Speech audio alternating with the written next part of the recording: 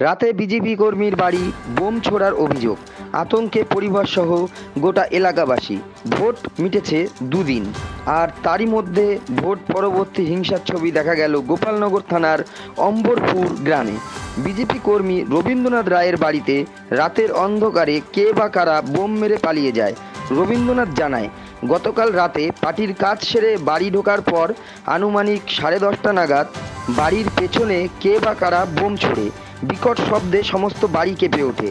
BJP কর্মী রবীন্দ্রনাথ জানান, তার কোনো শত্রু নেই, এমন কাজ কে বা কারা করলো তাও সে বুঝতে পারছে না। এই ঘটনার পর আতঙ্কে রয়েছে গোটা পরিবার সহ এলাকার মানুষ। ঘটনার খবর পেয়ে সকালে ঘটনাস্থলে যান বিজেপি বনগাঁও উত্তরের বিধায়ক অশোক কীর্তনিয়া। অশোকবাবু বলেন, 2021 সালের নির্বাচনেও এই বাড়িতে বোম পড়েছিল। 2024 সালের নির্বাচনের পরও বোম পড়ল।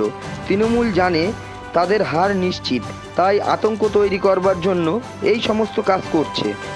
হয়েছে কালকে আমাদের পার্টির কোনো কাজ ছিল, সেই কাজকর্ম শেষ করে আমি রাত 10টা 10:30 নাগাদ বাড়িতে ফিরি। রাস্তার থেকে আমি নিচে নেমে মোটরসাইকেল বারান্দায় দিয়ে গেটে তালা লাগিয়ে যখন ঘরের ভিতরে যাই, তখন আমার ঘরের পিছনে বোম মারে।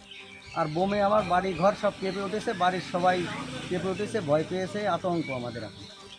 কারা মারলো? আর কারা মারলো সেটা বলতে পারবো না। আমি বিজেপি পার্টির বনগাঁও 1 মণ্ডলের সম্পাদক হচ্ছি এখন। সেই হিসাবে বিজেপি পার্টির হিসাবে কারা মারলো, আমার অন্য কোনো শত্রুতা নাই। কারা মারলো, কি করলো, কি না করলো সেটা আমি বলতে পারবো না। এখন 21 নির্বাচনের পরেও, বিধানসভা নির্বাচনের পরে এই বাড়িতে বোম পড়েছিল, তার দেয়ালে বোম মারা হয়েছিল।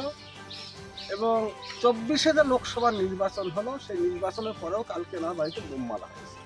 আর তৃণমূলের বিদায় ঘণ্টা বেজে গিয়েছে সমগ্র পশ্চিমবঙ্গ থেকে, এবং বিশেষ করে বনগাঁ লোকসভা তার মধ্যে উল্লেখযোগ্য। তৃণমূল এখানে গোহারা হারছে, আতঙ্ক তৈরি করার চেষ্টা করছে। পশ্চিমবঙ্গের আমজনতা আইনিভাবে যেটা করার দরকার সেটা করবে, আর যখন দেখবে জনগণের দেয়ালে পিঠ থেকে গিয়েছে, জনগণ বাঁচার তার ন্যায্য অধিকার আছে, গণতান্ত্রিক অধিকার আছে, সেই গণতান্ত্রিক অধিকার যখন প্রয়োগ করতে, তখন আইন তারা হাতে তুলে নেয়। ভোটে হারবে এটা পরিষ্কার হয়েছে, বুঝতে পেরেছে।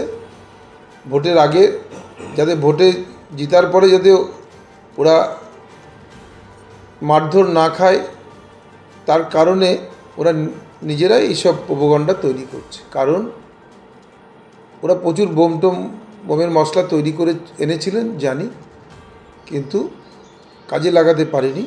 মানুষ এবার স্বতঃস্ফূর্তভাবে ভোট দিয়েছে। তাই ভোটের পরবর্তীতে যে ঘটনা বাঁচার জন্যে এইগুলো ওরা তৈরি করছে।